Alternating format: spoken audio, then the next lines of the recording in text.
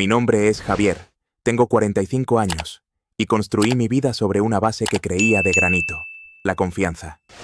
Confianza en mi trabajo como ingeniero civil, que me obligaba a pasar semanas en proyectos lejanos, y confianza absoluta en mi esposa, Elena, la mujer con la que había compartido los últimos 20 años.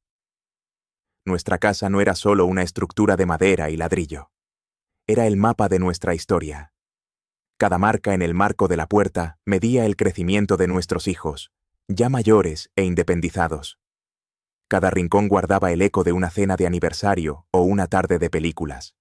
Yo ponía los cimientos en proyectos por todo el mundo, y ella, o eso creía yo, mantenía los cimientos de nuestro hogar. Creía que éramos un equipo. Ahora sé que mientras yo construía puentes, ella cavaba un túnel para escapar con todo lo que teníamos. Los últimos meses, Elena había estado diferente, más distante, pegada a un teléfono que silenciaba cada vez que yo entraba en la habitación. Se había apuntado a un club de tenis, y de repente toda su vida social giraba en torno a ello. Hablaba sin parar de un nuevo amigo, Víctor, el instructor, un tipo supuestamente encantador con grandes ambiciones. Yo, en mi estúpida confianza, me alegraba por ella. Pensaba que era bueno que tuviera un nuevo pasatiempo, que saliera de la rutina. Cuando me hablaba de que se sentía estancada o de que necesitaba un cambio radical, yo le proponía planear unas vacaciones exóticas, un crucero por el Caribe. Ella sonreía, decía que era una buena idea y seguía planeando su propio viaje, uno en el que yo no estaba incluido. La ingenuidad del hombre que ama es un arma terrible, sobre todo cuando se vuelve contra él mismo. La oportunidad perfecta para ella llegó con mi último proyecto, una presa hidroeléctrica en una zona remota de Panamá. 3 semanas, con comunicación limitada. La noche antes de irme, mientras yo hacía la maleta, ella se me acercó con una carpeta llena de papeles y una expresión de aburrimiento administrativo. «Javi, amor, ¿puedes firmar esto?», dijo casualmente. «Es para refinanciar la hipoteca. El banco nos da un interés mucho mejor y nos liberará algo de capital para las reformas que queríamos hacer». Estaba cansado, distraído con los detalles del viaje. Vi un montón de jerga bancaria, cifras y el logo de nuestro banco. Vi la línea de puntos al final de varias páginas, y firmé. Firmé sin leer la letra pequeña. Firmé porque después de 20 años, ¿por qué no iba a confiar en mi esposa? Le di el bolígrafo con el que, sin saberlo, acababa de firmar la sentencia de muerte de mi propia vida. El proyecto en Panamá fue un infierno, pero logramos terminar 5 días antes de lo previsto. La idea de volver a casa antes y darle una sorpresa a Elena era la única luz que me mantenía en pie. Imaginé su cara, la cena que improvisaríamos, la sensación de dormir en mi propia cama. El vuelo de vuelta fue una tortura de impaciencia. Tomé un taxi desde el aeropuerto, sonriendo como un idiota, sintiéndome el marido más afortunado del mundo. El taxi giró en nuestra calle, y mi sonrisa se congeló. Clavado en el césped perfectamente cuidado de mi jardín, había un cartel. Un cartel rojo y blanco con una sola palabra que no tenía ningún sentido. Vendido. Por un instante pensé que era una broma pesada. Le pagué al taxista y caminé hacia la puerta como si flotara en una pesadilla. Metí mi llave en la cerradura. No giró. Las cerraduras habían sido cambiadas. El pánico empezó a subirme por la garganta. Pegué la cara a la ventana del salón y el corazón se me detuvo. Vacío. La habitación estaba completamente vacía. Nuestros sofás, la mesa de centro que habíamos elegido juntos, las fotos de nuestros hijos en la pared, todo había desaparecido. Era una casa hueca, anónima, como si nunca hubiéramos vivido allí. Saqué el móvil, mis manos temblando tanto que apenas podía marcar. Llamé a Elena. Buzón de voz. Una y otra vez. Fue entonces cuando vi las notificaciones en mi pantalla. Un correo del banco confirmando la transferencia final de la venta de una propiedad, programada para completarse en las próximas 24 horas. Y debajo, un mensaje de texto. Un mensaje de Elena, enviado hacía apenas 1 hora, como si supiera el momento exacto en que mi mundo se haría añicos. El mensaje era corto, brutal y arrogante. Me fui con Víctor. Para cuando leas esto, ya estaremos en otro país. Y buena suerte probando que esa no es tu firma en el contrato. No puedes probarlo. Me quedé de pie en la acera, un hombre sin casa, sin esposa, sin vida, con un cartel de «vendido» burlándose de mí y un mensaje en el teléfono que era a la vez una confesión y un desafío. Por un momento, el mundo se disolvió en un zumbido estático. Me quedé de pie en la acera, frente a la casa que ya no era mía, con el teléfono en la mano. El mensaje de Elena era una obra maestra de crueldad, diseñado para destrozarme y dejarme sin opciones. Y por un instante, casi lo consigue. Sentí una oleada de desesperación tan abrumadora que mis rodillas flaquearon. Podría haberme derrumbado allí mismo, un hombre roto llorando por su vida robada. Pero entonces, algo más profundo, algo forjado en años de resolver problemas imposibles en el trabajo, tomó el control. Mi mente de ingeniero se activó, apartando el pánico y el dolor a un lado. Analicé la situación no como un marido traicionado, sino como si fuera un fallo estructural catastrófico. Tenía una estructura a punto de colapsar y un tiempo limitado para evitar el desastre total. El desastre, en este caso, era una transferencia bancaria que estaba a menos de 24 horas de volverse irreversible. No volví a llamar a Elena. No llamé a mis hijos para alarmarlos. Mi primer viaje no fue a un bar para ahogar mis penas, sino a la comisaría de policía más cercana. Entré con una calma gélida y le expliqué la situación al detective de turno. Al principio me miró con el escepticismo reservado para las disputas domésticas, pero su actitud cambió en cuanto le mostré el mensaje de Elena. Su arrogante «no puedes probarlo» no era solo una burla, era una confesión digital de su intención fraudulenta. Le mostré mi pasaporte con los sellos de entrada y salida de Panamá, probando que yo ni siquiera estaba en el país cuando se firmaron los documentos finales de venta. En menos de una hora tenía lo que necesitaba: un informe policial oficial por fraude, falsificación y hurto mayor. El detective me aseguró que emitirían una alerta y empezarían a investigar. Era mi primera pieza de munición. Mi segunda llamada fue a un abogado, un especialista en fraude inmobiliario que un colega me había recomendado años atrás. Le expliqué la situación en menos de 5 minutos. Su respuesta fue inmediata y precisa. «Javier, tenemos que movernos ya. Lo primero es el dinero». Hicimos una conferencia telefónica de inmediato con el departamento de fraudes de mi banco. Les di el número de informe policial, les expliqué que la firma en el contrato de venta era falsificada y que la transferencia pendiente era producto de un delito. Para un banco, la palabra fraude y un número de caso policial son una alarma de incendio.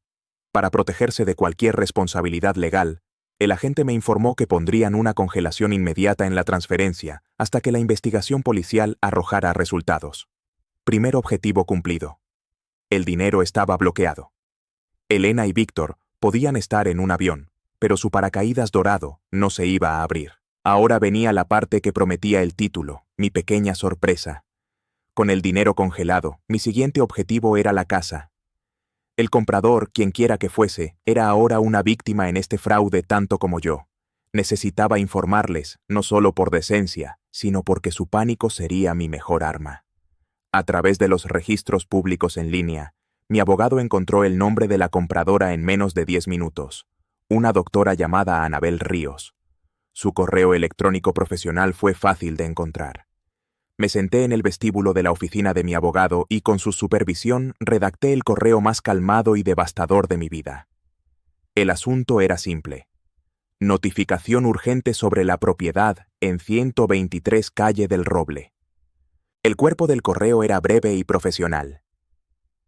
Estimada doctora Ríos, escribí. Le escribo para informarle que la reciente compra de la propiedad mencionada es producto de un acto criminal. Mi firma en el contrato de venta fue falsificada por mi esposa, Elena, mientras yo me encontraba fuera del país. Se ha presentado un informe policial, caso APUM 743B, y el banco ha congelado la transferencia de fondos debido a la investigación de fraude en curso. Adjunté una copia escaneada del informe policial. Le recomiendo encarecidamente que se ponga en contacto con su abogado de inmediato, ya que el título de propiedad que posee actualmente es inválido y, lamentablemente, se encuentra en posesión de un bien robado. Lamento las molestias que esto sin duda le causará. Y con un clic, envié el mensaje. Imaginé a Elena y a Víctor aterrizando en algún paraíso tropical, listos para empezar su nueva vida. No tenían ni idea de que yo, desde una oficina anónima, acababa de convertir su paraíso en un campo de minas legal del que no podrían escapar. La respuesta de la doctora Ríos no tardó en llegar, aunque no fue directa. A primera hora de la mañana siguiente, mi abogado, David, me llamó. «Javier, acabo de tener la conversación más corta y furiosa de mi carrera», dijo, y pude notar una pizca de diversión en su voz. El abogado de la doctora Ríos llamó. Están, y cito, apocalípticamente furiosos. Quieren anular la venta, recuperar su depósito de garantía y están considerando demandar a la agencia inmobiliaria, a la compañía de títulos y, por supuesto, a Elena por fraude y daños. Acabas de convertir a la compradora en tu mejor aliada. Colgué sintiendo una punzada de satisfacción. La primera onda expansiva de mi bomba había golpeado justo donde debía. No pasaron ni 24 horas antes de que la segunda onda me alcanzara. Mi teléfono sonó con un número desconocido de un código de país caribeño. Contesté y puse el altavoz. Era Elena. El tono arrogante y burlón había desaparecido, reemplazado por un chillido agudo de pánico. «Javier, ¿qué demonios hiciste?», gritó. «El dinero no llega. El banco dice que la transferencia está congelada por una investigación. Y el abogado de la compradora nos ha llamado gritando. Lo arruinaste todo». Me recosté en el sofá de la habitación de hotel que ahora era mi casa y respondí con la misma calma con la que había redactado el correo. «Yo no hice nada, Elena. Simplemente informé de un delito. Falsificaste mi firma en un documento legal para vender una propiedad de la que soy copropietario y luego huiste del país con los fondos. En mi libro y en el de la policía, eso se llama fraude». Pude oír a Víctor de fondo, su voz tensa y enojada. «Esto es tu culpa», le gritaba a ella. «Dijiste que estaba todo controlado». Elena volvió al teléfono. «Tienes que arreglarlo, Javier», suplicó, su voz ahora quebrada. «Llama al banco, llama a la policía, diles que fue un malentendido. Te daré una parte, la mitad, lo que quieras». La oferta era patética. El dinero nunca había sido el punto principal. Mis únicas conversaciones de ahora en adelante serán a través de mi abogado, Elena. Y te aconsejo que tú consigas uno muy bueno. Y colgué, dejando su grito de frustración resonando en el aire. David, mi abogado, se puso en marcha. Presentamos una demanda civil para anular formalmente la venta de la casa y solicitamos una orden judicial de emergencia para congelar todos nuestros activos matrimoniales conocidos, impidiendo que Elena pudiera vaciar las cuentas de ahorro o las tarjetas de crédito que aún compartíamos. La estrategia era simple: cortar todas sus vías de escape y todos sus recursos. Mientras la maquinaria legal civil se movía, la investigación criminal ganaba impulso. El detective me llamó para pedirme más pruebas. Le envié los extractos bancarios que mostraban grandes retiradas de efectivo por parte de Elena en las semanas previas al viaje, y el testimonio de un vecino que la vio sacando cajas de la casa con Víctor mientras yo estaba en Panamá. Cada prueba era un ladrillo más en el muro de la prisión que se estaba construyendo a su alrededor. El paraíso de Elena y Víctor se estaba convirtiendo rápidamente en un infierno. Sin acceso a los millones de la venta, su plan se desmoronó.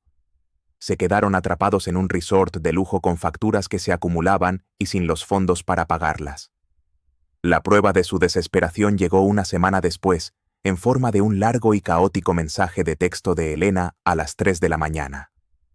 Era una sarta de acusaciones, autocompasión y pánico. Víctor dice que yo lo engañé, que lo metí en un lío criminal. Me ha quitado mi pasaporte y dice que me dejará aquí sola si no consigo el dinero. Javier, por favor, tienes que ayudarme. Él no es quien yo pensaba. Le reenvié el mensaje al detective con una sola línea. Parece que hay problemas en el paraíso. La respuesta del detective fue aún más corta y mucho más satisfactoria. Lo sabemos. Gracias a su huida, hemos podido acelerar las cosas. Acabamos de emitir una orden de arresto internacional a nombre de Elena por fraude y falsificación. También hemos puesto una alerta en el sistema de pasaportes. Su jaula dorada acaba de cerrarse con llave. La noticia de la orden de arresto me trajo una extraña y sombría calma. La partida de ajedrez había terminado. Yo había hecho mi último movimiento, y ahora solo quedaba esperar a que la reina de mi oponente cayera. No tuve que esperar mucho. La desesperación es un mal consejero, y el dinero, o la falta de él, es el catalizador más rápido para las malas decisiones. Elena y Víctor, atrapados en su jaula caribeña, se desmoronaron. Según me relató el detective más tarde, tuvieron una pelea explosiva en el vestíbulo del hotel por la última línea de crédito disponible en una de sus tarjetas. Víctor, viendo que el barco se hundía y que Elena era un ancla que lo arrastraría con ella, le robó el resto del efectivo que le quedaba y desapareció en mitad de la noche. La abandonó, tal como ella me había abandonado a mí. Sola, sin dinero y con un pasaporte marcado, Elena entró en pánico. Cometió su último error. Intentó huir. Compró un billete de avión a Brasil, uno de los pocos países sin un tratado de extradición claro. Pero la alerta en el sistema ya estaba activa. En el momento en que entregó su pasaporte en el mostrador de inmigración del aeropuerto, una luz roja parpadeó en la pantalla del agente. La apartaron discretamente a una sala lateral. Su huida había terminado. Recibí la llamada del detective mientras estaba en un café, intentando leer un libro. «Señor Javier», dijo con una voz profesional que no ocultaba su satisfacción. «La tenemos. Elena fue detenida esta mañana en el aeropuerto de Punta Cana, intentando abordar un vuelo. Ya está bajo la custodia de las autoridades locales y hemos iniciado el proceso de extradición. Estará de vuelta en casa en 1 o 2 semanas para enfrentar los cargos». Colgué el teléfono y me quedé mirando mi café. No sentí euforia. No hubo un grito de victoria. Solo la sensación profunda y pesada de un capítulo cerrándose. La mujer con la que había construido una vida entera estaba a punto de ser extraditada como una delincuente común. Era justicia, sí, pero era una justicia trágica. Mientras Elena navegaba el laberinto de la burocracia internacional, mi batalla civil llegaba a un final rápido y decisivo. Con la compradora, la doctora Ríos, presionando para anular el contrato y la abrumadora evidencia de fraude, el caso era un mero trámite. Un juez declaró la venta nula y sin efecto. La titularidad de la casa fue restaurada a mi nombre por completo. Una semana después de la detención de Elena, el abogado de la doctora Ríos me entregó las llaves de mi propia casa. Entrar en ella fue una de las experiencias más extrañas de mi vida. Estaba limpia, vacía, silenciosa. El eco de mis pasos sobre el suelo de madera era el único sonido. Caminé por las habitaciones desnudas, donde antes estaban nuestros muebles, nuestras vidas. Era un cascarón, un mausoleo de un matrimonio muerto. Me senté en el suelo de la sala de estar, y por primera vez desde que todo comenzó, lloré. Lloré por el hombre ingenuo que había sido, por los 20 años de confianza rota, por la familia que creí tener. Después de vaciarme, empecé a reconstruir. Mi primera llamada fue a mis hijos.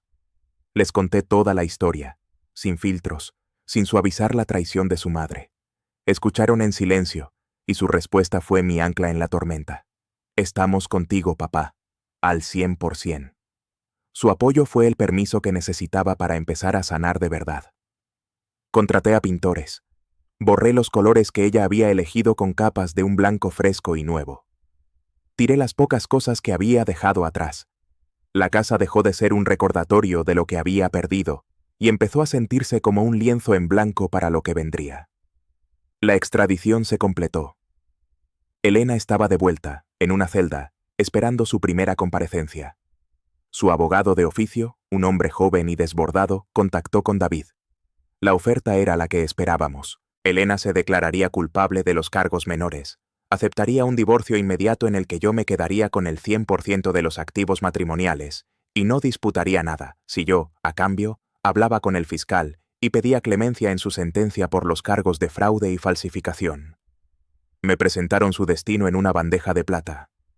Tenía el poder de influir, de pedir la máxima pena o de mostrar una misericordia que ella nunca me mostró a mí. Miré el correo del abogado de Elena, con su oferta de un intercambio de misericordia por dinero, y me di cuenta de que esa era su última trampa. Quería arrastrarme de nuevo a su drama, hacerme partícipe de su destino, ya fuera como verdugo o como salvador. Quería que la decisión final sobre su libertad pesara sobre mi conciencia, y yo Simplemente, ya no quería jugar. Llamé a David y le di mi respuesta. No voy a pedirle al fiscal ni una cosa ni la otra, le dije. No pediré clemencia, pero tampoco pediré venganza. Mi única participación será contar la verdad, si me lo piden. Que el sistema de justicia que ella intentó burlar decida cuál es el castigo apropiado para sus crímenes. David se quedó en silencio un momento. Esa es la respuesta más sabia que podías dar, Javier, dijo finalmente. La estás dejando sola con sus propias acciones. Y eso era exactamente lo que quería. Le quité el poder de influir en mi brújula moral. Su destino ya no era asunto mío. El divorcio se tramitó con una velocidad asombrosa. Fiel a su palabra, Elena firmó todo, cediéndome la totalidad de los bienes. La casa, los ahorros, la cuenta de jubilación, todo. Era un intento desesperado de comprar mi buena voluntad, pero llegó demasiado tarde. 2 semanas después, tuvo lugar su sentencia. No asistí. No necesitaba verla derrotada para sentirme completo. Leí el resultado en las noticias locales más tarde esa noche. El juez no fue indulgente. Tomó en cuenta la premeditación del fraude, la falsificación de documentos federales, la huida del país y la falta de remordimiento inicial. Elena fue sentenciada a 4 años en una prisión estatal. Víctor, que fue localizado más tarde, recibió una sentencia menor como cómplice, a cambio de su total cooperación. La justicia, al final, había seguido su curso sin mi intervención. Tomé una decisión que sorprendió a mis hijos. Vendí la casa. A pesar de haber luchado tanto por ella, ya no la sentía como un hogar. Era un monumento a una vida que era una mentira, y cada habitación guardaba demasiados fantasmas. La vendí rápidamente, y con los fondos, compré un apartamento moderno en el centro, cerca del trabajo de mi hijo mayor, y establecí fondos fiduciarios para la educación de ambos. La primera noche en el nuevo apartamento, mis hijos vinieron a cenar, pedimos pizza y la comimos en cajas de cartón, sentados en el suelo de la sala vacía. Y por primera vez en mucho tiempo, reímos. Reímos de verdad. Fue allí, en medio de ese espacio en blanco, donde empezamos a construir algo nuevo, algo honesto. Ha pasado más de 1 año. Mi vida es irreconocible, en el mejor de los sentidos. Mi relación con mis hijos es más fuerte y sincera que nunca. Ya no soy solo el padre proveedor que viaja, soy su confidente, su amigo. La ausencia de Elena ha dejado un espacio que hemos llenado no con tristeza, sino con una honestidad brutal y un amor incondicional. A veces, pienso en su último mensaje, su arrogante «no puedes probarlo». Fue su error fatal. Desafió a un ingeniero, un hombre cuya vida entera se basa en la lógica, en la evidencia, en que cada acción tiene una reacción medible. Ella pensó que la emoción y el caos ganarían, pero yo le opuse un plan metódico, hechos y la fría maquinaria de la ley. La transacción que el banco congeló fue el primer paso de un largo proceso de demolición controlada. Demolí el matrimonio falso, demolí su plan de escape y, finalmente, demolí el poder que ella tenía sobre mí. Y sobre esas ruinas he empezado a construir de nuevo.